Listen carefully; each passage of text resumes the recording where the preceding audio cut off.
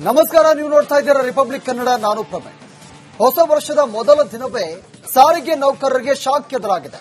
ಸಾರಿಗೆ ನೌಕರರ ಮೇಲೆ ಎಸ್ಮಾ ಕಾಯ್ದೆ ತೂಗುಗತ್ತಿ ಮುಂದಿನ 6 ತಿಂಗಳು ಮುಷ್ಕರ ಮಾಡದಂತೆ ಅಧಿಸೂಚನೆಯನ್ನ ಹೊರಡಿಸಲಾಗಿದೆ. ಎಂಥ ಸಂದರ್ಭದಲ್ಲೂ ಕೂಡ ಮುಷ್ಕರ ಮಾಡದಂತೆ ನೋಟಿಸ್ ಅನ್ನು ಕೊಡಲಾಗಿದೆ. ಸರ್ಕಾರದಿಂದ ಸಾರಿಗೆ ನೌಕರರಿಗೆ ಅಧಿಸೂಚನೆಯನ್ನ ಹೊರಡಿಸಲಾಗಿದೆ.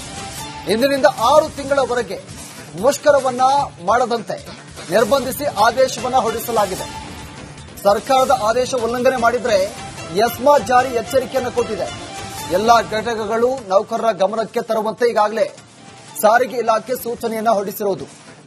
38 ತಿಂಗಳ ಬಾಕಿ ವೇತನ ಹೆಚ್ಚಳ ಮಾಡಬೇಕು ಅಂತ ಸೇರಿದಂತೆ ವಿವಿಧ ಬೇಡಿಕೆಯನ್ನು ಇಟ್ಕೊಂಡು ಸಾರಿಗೆ ಮುಷ್ಕರಕ್ಕೆ ಈ ಸಾರಿಗೆ ನೌಕರರು ಮುಂದಾಗಿದ್ರು.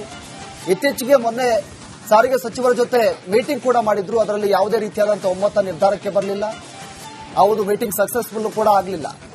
ಬೇಡಿಕೆ ಈಡೇರಿಸುವಂತೆ ಆಗ್ರಹಿಸಿ ಮುಷ್ಕರಕ್ಕೆ ಸಾರಿಗೆ ನೌಕರರು ಮತ್ತೆ ಮುಂದಾಗಿದ್ರು. ಈಗ ಸಾರಿಗೆ ಇಲಾಖೆ 6 ತಿಂಗಳವರೆಗೆ ಮುಷ್ಕರ ಮಾಡದಂತೆ ಅಧಿಸೂಚನೆಯನ್ನ ಹೊರಡಿಸಲಾಗಿದೆ. ಒಂದ್ ವೇಳೆ ಏನಾದರೂ ಮುಷ್ಕರ ಮಾಡಿದ್ರೆ ಎಸ್ಮಾ ಕಾಯ್ದೆಯನ್ನ ಜಾರಿಗೆ ತರ್ತೀವಿ ಅಂತ ಸಾರಿಗೆ ಇಲಾಖೆ ಶಾಕ್ ಕೊಟ್ಟಿರೋದು. ವಿಚಾರಕ್ಕೆ ಸಂಬಂಧಪಟ್ಟಂತೆ ನಮ್ಮ ಪ್ರತಿನಿಧಿ ದೀಪ್ತಿ ನಮ್ಮ ಜೊತೆ ನೇರ ಸಂಪರ್ಕದಲ್ಲಿದ್ದಾರೆ. ದೀಪ್ತಿ, ಇದೀಗ ಸಾರಿಗೆ ನೌಕರರು ಮುಷ್ಕರವನ್ನ ಮಾಡಬೇಕು ಅಂತ ನಿರ್ಧಾರ ಮಾಡಿದ್ರು. ಒಂದ್ ಕಡೆ ಈಗಾಗಲೇ ಸಾರಿಗೆ ಇಲಾಖೆ ಎಸ್ಮಾ ಜಾರಿಗೆ ತರ್ತೀವಿ ಅಂತ ಶಾಕ್ ಕೊಟ್ಟಿದೆ. ಸಾರಿಗೆ ನೌಕರರು ಮುಂದೆ ಏನ್ ಮಾಡಬಹುದು ಅಂತ?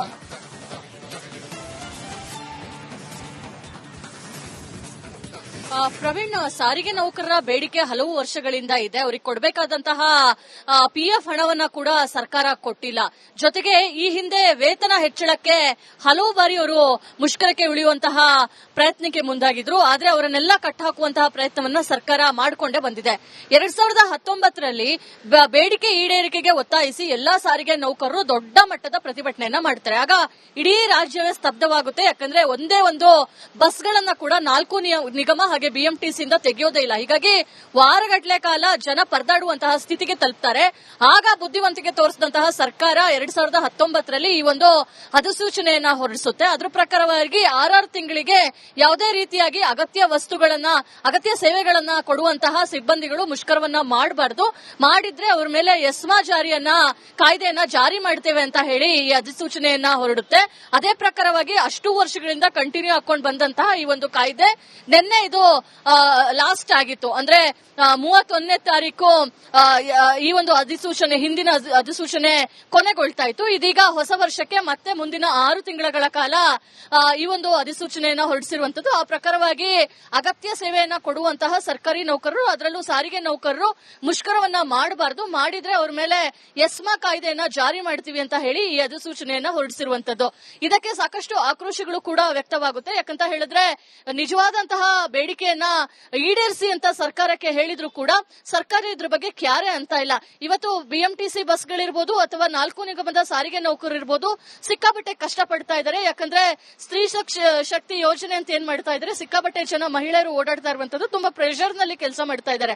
ನ್ಯಾಯಯುತವಾದಂತಹ ಬೇಡಿಕೆಯನ್ನ ನಮಗೆ ಕೊಡಿ, ನಮ್ಮ ವೇತನ ಹೆಚ್ಚಳ ಮಾಡಿ, ಹಿಂಬಡ್ತಿ ಇದ್ದಂತಹ ಬಾಕಿ ಹಣವನ್ನ ನಮಗೆ ಕೊಡಿ, ನಮ್ಮ ಹಣವನ್ನ 38 ತಿಂಗಳ ಬಾಕಿ ವೇತನ ಏನಿದೆ ಅದನ್ನ ನಮಗೆ ಕೊಡಿ ಅಂತ ಹೇಳಿದ್ರು ಕೂಡ ಕ್ಯಾರೆ ಅಂತ ಇಲ್ಲ. ಸಭೆ ಮೇಲೆ ಸಭೆ ಮಾಡುವಂತಹ ಸಾರಿಗೆ ಸಚಿವರು ಇಂದು ನಾಳೆ ನಾಡಿದ್ದು ಅಂತ ಹೇಳ್ತಾ ಇದ್ದಾರೆ. ಆದ್ರೆ ಈ ರೀತಿಯ ಕಾಯ್ದೆ ಅಧಿಸೂಚನೆಯನ್ನ ಹೊರಡಿಸುವಂತಹ ಸಂದರ್ಭದಲ್ಲಿ ಸರ್ಕಾರ ತುಂಬಾನೇ ಸ್ಟ್ರಿಕ್ಟ್ ಆಗಿ ಫಾಲೋ ಮಾಡುತ್ತೆ. ಹೀಗಾಗಿ ಸಾರಿಗೆ ನೌಕರರು ಮುಖ್ಯವಾಗಿ ಸರ್ಕಾರದ ಮೇಲೆ ಸಿಟ್ಟಾಗಿರುವಂತದ್ದು. Praveen, okay, thank you Deepti ತಮ್ಮೆಲ್ಲ ಮಾಹಿತಿಗೆ.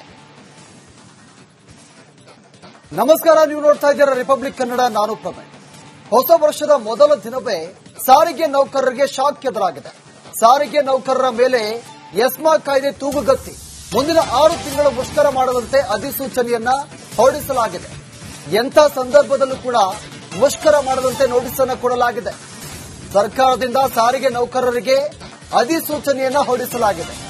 ಇಂದಿನಿಂದ 6 ತಿಂಗಳವರೆಗೆ ಮುಷ್ಕರವನ್ನ ಮಾಡದಂತೆ ನಿರ್ಬಂಧಿಸಿ ಆದೇಶವನ್ನ ಹೊರಡಿಸಲಾಗಿದೆ. ಸರ್ಕಾರದ ಆದೇಶ ಉಲ್ಲಂಘನೆ ಮಾಡಿದ್ರೆ ಎಸ್ಮಾ ಜಾರಿ ಎಚ್ಚರಿಕೆಯನ್ನು ಕೊಟ್ಟಿದೆ. ಎಲ್ಲಾ ಘಟಕಗಳು ನೌಕರರ ಗಮನಕ್ಕೆ ತರುವಂತೆ ಈಗಾಗಲೇ ಸಾರಿಗೆ ಇಲಾಖೆ ಸೂಚನೆಯನ್ನ ಹೊರಡಿಸಿರುವುದು. 38 ತಿಂಗಳ ಬಾಕಿ ವೇತನ ಹೆಚ್ಚಳ ಮಾಡಬೇಕು ಅಂತ ಸೇರಿದಂತೆ ವಿವಿಧ ಬೇಡಿಕೆಯನ್ನು ಇಟ್ಕೊಂಡು ಸಾರಿಗೆ ಮುಷ್ಕರಕ್ಕೆ ಈ ಸಾರಿಗೆ ನೌಕರರು ಮುಂದಾಗಿದ್ರು. ಇತ್ತೀಚೆಗೆ ಮೊನ್ನೆ ಸಾರಿಗೆ ಸಚಿವರ ಜೊತೆ ಮೀಟಿಂಗ್ ಕೂಡ ಮಾಡಿದ್ರು. ಅದರಲ್ಲಿ ಯಾವುದೇ ರೀತಿಯಾದಂತಹ ಒಮ್ಮತ ನಿರ್ಧಾರಕ್ಕೆ ಬರಲಿಲ್ಲ. ಹೌದು, ಮೀಟಿಂಗ್ ಸಕ್ಸಸ್ಫುಲ್ ಕೂಡ ಆಗಲಿಲ್ಲ. ಬೇಡಿಕೆ ಈಡೇರಿಸುವಂತೆ ಆಗ್ರಹಿಸಿ ಮುಷ್ಕರಕ್ಕೆ ಸಾರಿಗೆ ನೌಕರರು ಮತ್ತೆ ಮುಂದಾಗಿದ್ರು. ಈಗ ಸಾರಿಗೆ ಇಲಾಖೆ 6 ತಿಂಗಳವರೆಗೆ ಮುಷ್ಕರ ಮಾಡದಂತೆ ಅಧಿಸೂಚನೆಯನ್ನ ಹೊರಡಿಸಲಾಗಿದೆ. ಒಂದ್ ವೇಳೆ ಏನಾದರೂ ಮುಷ್ಕರ ಮಾಡಿದ್ರೆ ಎಸ್ಮಾ ಕಾಯ್ದೆಯನ್ನ ಜಾರಿಗೆ ತರ್ತೀವಿ ಅಂತ ಸಾರಿಗೆ ಇಲಾಖೆ ಶಾಕ್ ಕೊಟ್ಟಿರೋದು. ಈ ವಿಚಾರಕ್ಕೆ ಸಂಬಂಧಪಟ್ಟಂತೆ ನಮ್ಮ ಪ್ರತಿನಿಧಿ ದೀಪ್ತಿ ನಮ್ಮ ಜೊತೆ ನೇರ ಸಂಪರ್ಕದಲ್ಲಿದ್ದಾರೆ. ದೀಪ್ತಿ, ಇದೀಗ ಸಾರಿಗೆ ನೌಕರರು ಮುಷ್ಕರವನ್ನ ಮಾಡಬೇಕು ಅಂತ ನಿರ್ಧಾರ ಮಾಡಿದ್ರು. ಒಂದ್ ಕಡೆ ಈಗಾಗಲೇ ಸಾರಿಗೆ ಇಲಾಖೆ ಎಸ್ಮಾ ಜಾರಿಗೆ ತರ್ತೀವಿ ಅಂತ ಶಾಕ್ ಕೊಟ್ಟಿದೆ. ಸಾರಿಗೆ ನೌಕರರು ಮುಂದೆ ಏನ್ ಮಾಡಬಹುದು ಅಂತ?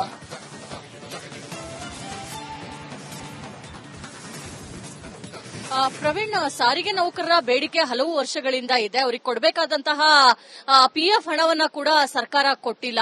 ಜೊತೆಗೆ ಈ ಹಿಂದೆ ವೇತನ ಹೆಚ್ಚಳಕ್ಕೆ ಹಲವು ಬಾರಿ ಅವರು ಮುಷ್ಕರಕ್ಕೆ ಇಳಿಯುವಂತಹ ಪ್ರಯತ್ನಕ್ಕೆ ಮುಂದಾಗಿದ್ರು. ಆದ್ರೆ ಅವರನ್ನೆಲ್ಲ ಕಟ್ಟಾಕುವಂತಹ ಪ್ರಯತ್ನವನ್ನ ಸರ್ಕಾರ ಮಾಡಿಕೊಂಡೇ ಬಂದಿದೆ. 2019ರಲ್ಲಿ ಬೇಡಿಕೆ ಈಡೇರಿಕೆಗೆ ಒತ್ತಾಯಿಸಿ ಎಲ್ಲಾ ಸಾರಿಗೆ ನೌಕರರು ದೊಡ್ಡ ಮಟ್ಟದ ಪ್ರತಿಭಟನೆಯನ್ನ ಮಾಡ್ತಾರೆ. ಆಗ ಇಡೀ ರಾಜ್ಯವೇ ಸ್ತಬ್ಧವಾಗುತ್ತೆ. ಯಾಕಂದ್ರೆ ಒಂದೇ ಒಂದು ಬಸ್ಗಳನ್ನ ಕೂಡ 4 ನಿಗಮ ಹಾಗೆ ಬಿಎಂಟಿಸಿಯಿಂದ ತೆಗೆಯೋದೇ ಇಲ್ಲ. ಹೀಗಾಗಿ ವಾರಗಟ್ಟಲೆ ಕಾಲ ಜನ ಪರದಾಡುವಂತಹ ಸ್ಥಿತಿಗೆ ತಲುಪ್ತಾರೆ. ಆಗ ಬುದ್ಧಿವಂತಿಕೆ ತೋರಿಸಿದಂತಹ ಸರ್ಕಾರ 2019ರಲ್ಲಿ ಈ ಒಂದು ಅಧಿಸೂಚನೆಯನ್ನ ಹೊರಡಿಸುತ್ತೆ. ಅದ್ರ ಪ್ರಕಾರವಾಗಿ 6 ತಿಂಗಳಿಗೆ ಯಾವುದೇ ರೀತಿಯಾಗಿ ಅಗತ್ಯ ವಸ್ತುಗಳನ್ನ, ಅಗತ್ಯ ಸೇವೆಗಳನ್ನ ಕೊಡುವಂತಹ ಸಿಬ್ಬಂದಿಗಳು ಮುಷ್ಕರವನ್ನ ಮಾಡಬಾರದು. ಮಾಡಿದ್ರೆ ಅವರ ಮೇಲೆ ಎಸ್ಮಾ ಕಾಯ್ದೆಯನ್ನ ಜಾರಿ ಮಾಡ್ತೇವೆ ಅಂತ ಹೇಳಿ ಈ ಅಧಿಸೂಚನೆಯನ್ನ ಹೊರಡುತ್ತೆ. ಅದೇ ಪ್ರಕಾರವಾಗಿ ಅಷ್ಟು ವರ್ಷಗಳಿಂದ ಕಂಟಿನ್ಯೂ ಹಾಕೊಂಡು ಬಂದಂತಹ ಈ ಒಂದು ಕಾಯ್ದೆ ನಿನ್ನೆ ಇದು ಲಾಸ್ಟ್ ಆಗಿತ್ತು. ಅಂದ್ರೆ 31ನೇ ತಾರೀಕು ಈ ಒಂದು ಅಧಿಸೂಚನೆ, ಹಿಂದಿನ ಅಧಿಸೂಚನೆ ಕೊನೆಗೊಳ್ತಾ ಇತ್ತು. ಇದೀಗ ಹೊಸ ವರ್ಷಕ್ಕೆ ಮತ್ತೆ ಮುಂದಿನ 6 ತಿಂಗಳ ಕಾಲ ಈ ಒಂದು ಅಧಿಸೂಚನೆಯನ್ನ ಹೊರಡಿಸಿರುವಂತದ್ದು. ಆ ಪ್ರಕಾರವಾಗಿ ಅಗತ್ಯ ಸೇವೆಯನ್ನ ಕೊಡುವಂತಹ ಸರ್ಕಾರಿ ನೌಕರರು, ಅದರಲ್ಲೂ ಸಾರಿಗೆ ನೌಕರರು ಮುಷ್ಕರವನ್ನ ಮಾಡಬಾರದು. ಮಾಡಿದ್ರೆ ಅವ್ರ ಮೇಲೆ ಎಸ್ಮಾ ಕಾಯ್ದೆಯನ್ನ ಜಾರಿ ಮಾಡ್ತೀವಿ ಅಂತ ಹೇಳಿ ಈ ಅಧಿಸೂಚನೆಯನ್ನ ಹೊರಡಿಸಿರುವಂತದ್ದು. ಇದಕ್ಕೆ ಸಾಕಷ್ಟು ಆಕ್ರೋಶಗಳು ಕೂಡ ವ್ಯಕ್ತವಾಗುತ್ತೆ. ಯಾಕಂತ ಹೇಳಿದ್ರೆ ನಿಜವಾದಂತಹ ಬೇಡಿಕೆಯನ್ನ ಈಡೇರಿಸಿ ಅಂತ ಸರ್ಕಾರಕ್ಕೆ ಹೇಳಿದ್ರು ಕೂಡ ಸರ್ಕಾರ ಇದ್ರ ಬಗ್ಗೆ ಕ್ಯಾರೆ ಅಂತ ಇಲ್ಲ. ಇವತ್ತು ಬಿಎಂಟಿಸಿ ಬಸ್ಗಳಿರ್ಬೋದು ಅಥವಾ 4 ನಿಗಮದ ಸಾರಿಗೆ ನೌಕರರು ಇರ್ಬೋದು, ಸಿಕ್ಕಾಪಟ್ಟೆ ಕಷ್ಟಪಡ್ತಾ ಇದ್ದಾರೆ. ಯಾಕಂದ್ರೆ ಸ್ತ್ರೀ ಶಕ್ತಿ ಯೋಜನೆ ಅಂತ ಏನ್ ಮಾಡ್ತಾ ಇದ್ದಾರೆ, ಸಿಕ್ಕಾಪಟ್ಟೆ ಜನ ಮಹಿಳೆಯರು ಓಡಾಡ್ತಾ ಇರುವಂತದ್ದು, ತುಂಬಾ ಪ್ರೆಷರ್ ನಲ್ಲಿ ಕೆಲಸ ಮಾಡ್ತಾ ಇದ್ದಾರೆ. ನ್ಯಾಯಯುತವಾದಂತಹ ಬೇಡಿಕೆಯನ್ನ ನಮಗೆ ಕೊಡಿ, ನಮ್ಮ ವೇತನ ಹೆಚ್ಚಳ ಮಾಡಿ, ಹಿಂಬಡ್ತಿ ಇದ್ದಂತಹ ಬಾಕಿ ಹಣವನ್ನ ನಮಗೆ ಕೊಡಿ, ನಮ್ಮ ಹಣವನ್ನ 38 ತಿಂಗಳ ಬಾಕಿ ವೇತನ ಏನಿದೆ ಅದನ್ನ ನಮಗೆ ಕೊಡಿ ಅಂತ ಹೇಳಿದ್ರು ಕೂಡ ಕ್ಯಾರೆ ಅಂತ ಇಲ್ಲ. ಸಭೆ ಮೇಲೆ ಸಭೆ ಮಾಡುವಂತಹ ಸಾರಿಗೆ ಸಚಿವರು ಇಂದು ನಾಳೆ ನಾಡಿದ್ದು ಅಂತ ಹೇಳ್ತಾ ಇದ್ದಾರೆ. ಆದ್ರೆ ಈ ರೀತಿಯ ಕಾಯ್ದೆ ಅಧಿಸೂಚನೆಯನ್ನ ಹೊರಡಿಸುವಂತಹ ಸಂದರ್ಭದಲ್ಲಿ ಸರ್ಕಾರ ತುಂಬಾನೇ ಸ್ಟ್ರಿಕ್ಟ್ ಆಗಿ ಫಾಲೋ ಮಾಡುತ್ತೆ. ಹೀಗಾಗಿ ಸಾರಿಗೆ ನೌಕರರು ಮುಖ್ಯವಾಗಿ ಸರ್ಕಾರದ ಮೇಲೆ ಸಿಟ್ಟಾಗಿರುವಂತದ್ದು. Praveen, okay, thank you Deepti ತಮ್ಮೆಲ್ಲ ಮಾಹಿತಿಗೆ.